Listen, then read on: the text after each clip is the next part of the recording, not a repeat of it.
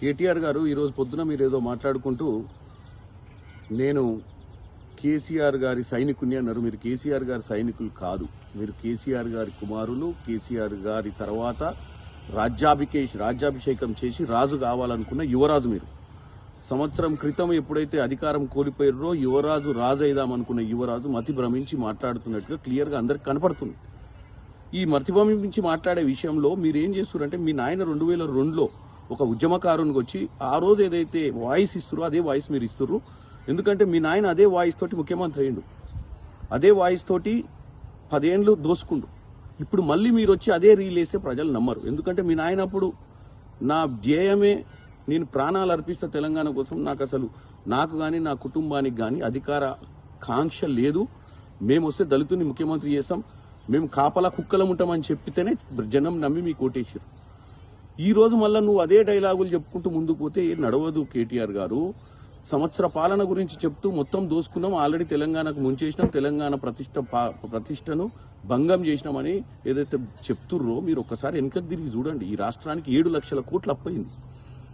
వాస్తవంగా ఆ డబ్బంతా కరెక్ట్ ఖర్చు పెట్టుంటే ఈరోజు ఉచిత విద్య, ఉచిత వైద్యం, ప్రతి రైతుకు రుణమాఫీ, రైతు బంధు, ఇన్ని రకరకాల స్కీములు ఇవాళ ఇంప్లిమెంట్ అయ్యేది. హాస్టళ్లల్లో మంచి భోజనం పెడుతూ విద్యార్థుల భవిష్యత్తు తీర్చిదిద్దే విధంగా ఉంటుండే ఈరోజు మనం.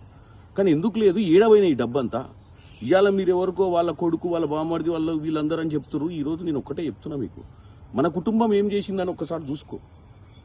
ఎవరు ఈ కాంట్రాక్టర్లు? ప్రతిమ, భుజానా ఏదో ఉంది కదా రాజుగారుల కంపెనీ, పీపీ రేట్ల కంపెనీలు, ఇవన్నీ ఎట్నుంచి వచ్చిన కంపెనీలు? వీళ్ళ బ్యాక్గ్రౌండ్ ఏంది? వీళ్ళు గతంలో ఏముండే? మీ పాలనలో ఈ 7 లక్షల కోట్లలో ఎన్ని లక్షల కోట్లు ఈ కాంట్రాక్టర్లు వేసుకుపోయారని ఆలోచించండి. మరి వాళ్ళకి అప్పడంగా కట్టడానికి కారణం ఏంది? నువ్వు డైరెక్ట్గా నువ్వేమంటారు, నేను కాంట్రాక్ట్ చేయలేదు, నా కుటుంబంలో ఎవరు చేయలేదు అంటున్నావు. మరి ఈ కాంట్రాక్టర్లంతా నీ బినామీలని రాష్ట్ర ప్రజలకు తెలియదు అనుకుంటున్నావా? లేకపోతే నువ్వేమైనా మా అందరికీ చెవుల పువ్వు పెడదాం అనుకుంటున్నావా?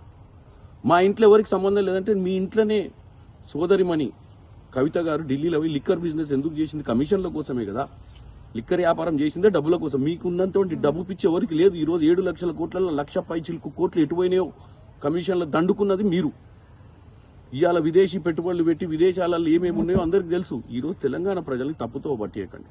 మీ మీద జరిగిన ఈడీ కేసు చాలా చిన్నది. మీరు దోసుకున్న దాంట్లో అది ఒక 55,000 కోట్లు మాత్రమే. మీరు ప్రజాధనాన్ని పక్కదానికి ట్రాన్స్ఫర్ చేసిర్రు. కేబినెట్ మీటింగ్ పెట్టకుండా అన్న దాని మీద ఈడీ కేసు నడుస్తుంది. ఆ కేసును పట్టుకొని మీరు పదే కాంగ్రెస్ పార్టీని ఈ సంవత్సర పాలన గురించి మాట్లాడుతుర్రు.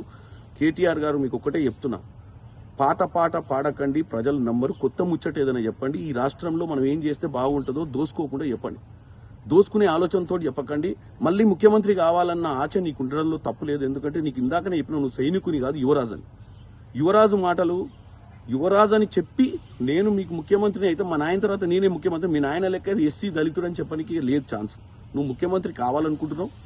గత సంవత్సర క్రితం కాంగ్రెస్ పార్టీ అధికారంలోకి వచ్చిన దాన్ని మీరు అసలు జీర్ణించుకోలేకపోతున్నారని తెలంగాణ ప్రజలు చూస్తున్నారు.